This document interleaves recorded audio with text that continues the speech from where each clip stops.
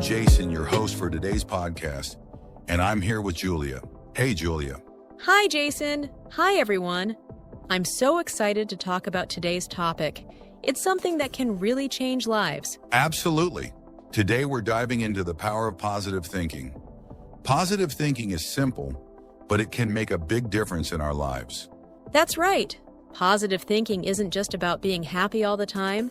It's more about how we choose to look at things in life. Right, Jason? Exactly, Julia.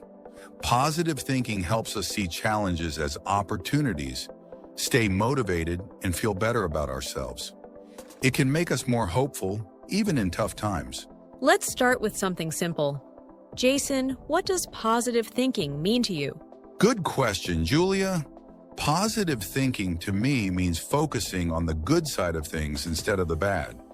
It's like looking for a bright spot even when things feel dark. What about you? I agree. Positive thinking, for me, is about believing that things will work out. It's not ignoring problems. It's facing them with a positive attitude. I believe that positive thoughts can lead to positive actions. That's a great way to put it. And did you know that positive thinking can actually improve your health? Really? Tell us more. Yes.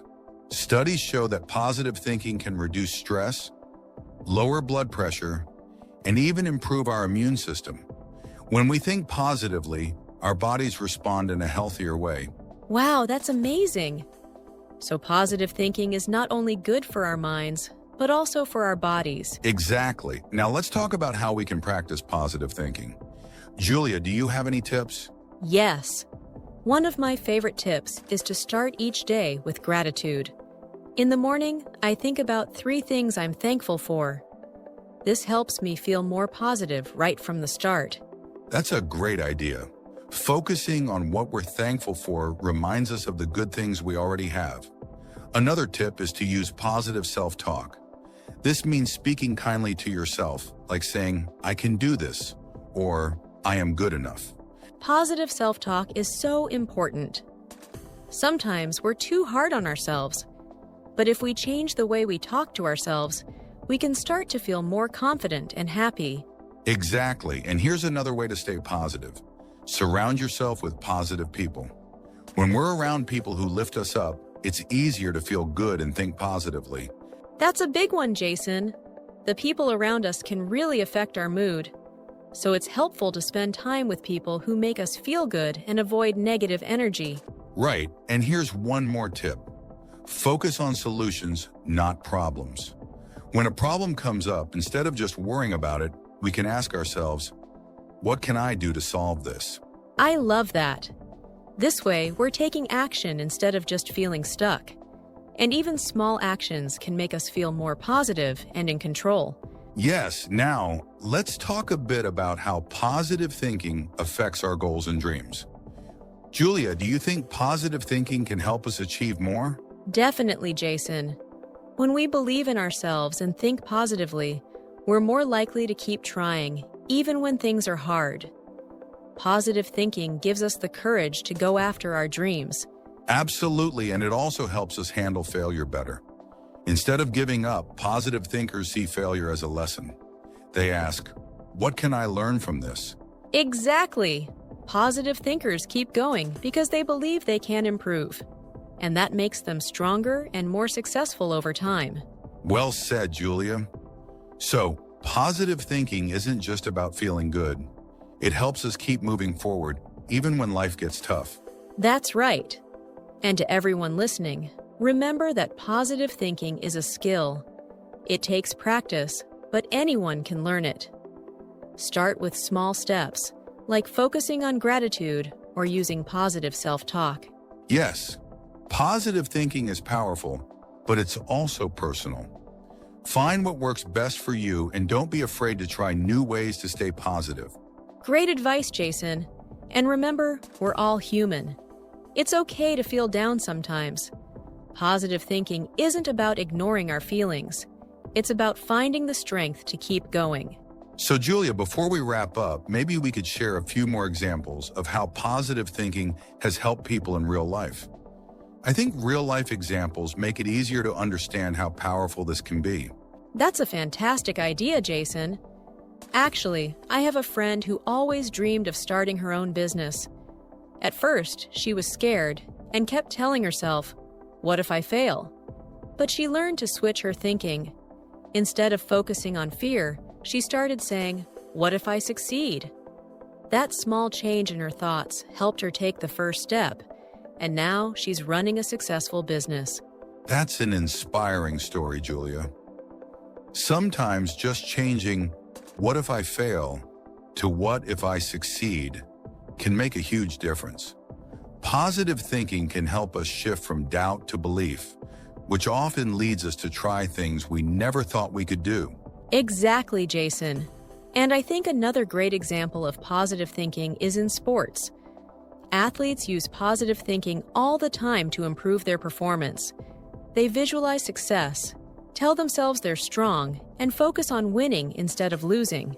That's a good point, Julia. Athletes often say that their mental attitude is just as important as physical training.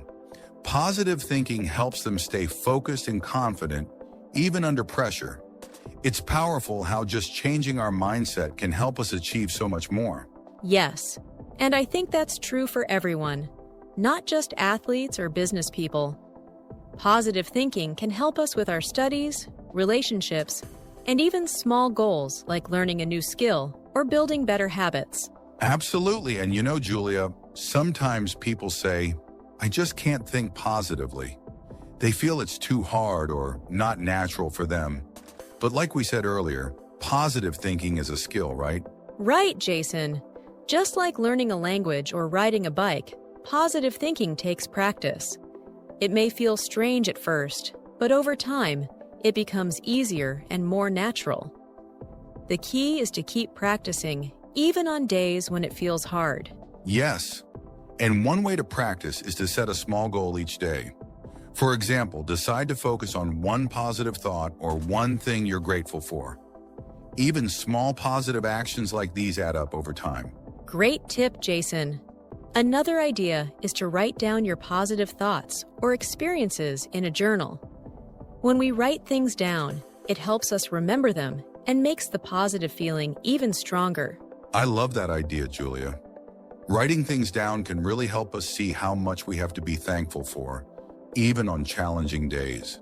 Yes, and to anyone listening, just remember, positive thinking doesn't mean we ignore our problems or pretend everything's perfect. It means we choose to focus on what we can control and find hope, even in hard times. Well said, Julia. Positive thinking is all about balance. It's about finding the courage to face challenges while staying hopeful. And sometimes that hope is enough to keep us moving forward. Exactly, Jason. And one last thing, don't be afraid to ask for help if you're struggling. Talking to friends, family, or even a counselor can really help. Positive thinking is easier when we feel supported. That's so true, Julia. Positive thinking can be a team effort. We don't have to do it all alone. Yes. So, to everyone listening today, remember, positive thinking isn't magic, but it's a powerful tool. Practice it a little every day, and over time, you'll start to see changes in how you feel and how you approach life. I couldn't agree more, Julia. We hope this talk has inspired you to start thinking a bit more positively and to keep working on it step by step. Yes. Thank you, everyone, for tuning in to Personal Growth Talks. Remember to stay hopeful, stay kind to yourself, and keep practicing positive thinking. It's a journey, and every small step counts. Exactly, Julia. And I think that's a wonderful note to end on. Thanks, everyone, for joining us on Personal Growth Talks. Remember, stay positive, stay strong, and keep moving forward. I read this story, but the ending confused me. What about it? It felt incomplete, like it just stopped. That's called an open ending. The author leaves it to the reader. So there's no real answer? No single answer. Different readers see different things. But how do I know if my interpretation is right? If you can support it with the text, it's valid. What if I just make something up? Then you're not analyzing, you're inventing. but isn't interpreting, just guessing. Not exactly. It's an educated guess based on evidence. So I need proof. Yes, the story gives clues, you have to find them. Like a puzzle. Exactly. Every detail matters. I think the main character changed his mind. What makes you think that? The way he hesitates before the last line. Good. What words show hesitation? He stood there, unsure. That's a strong clue. What else? The way his thoughts shift like he's reconsidering. Excellent. Now, how does that change the meaning of the story?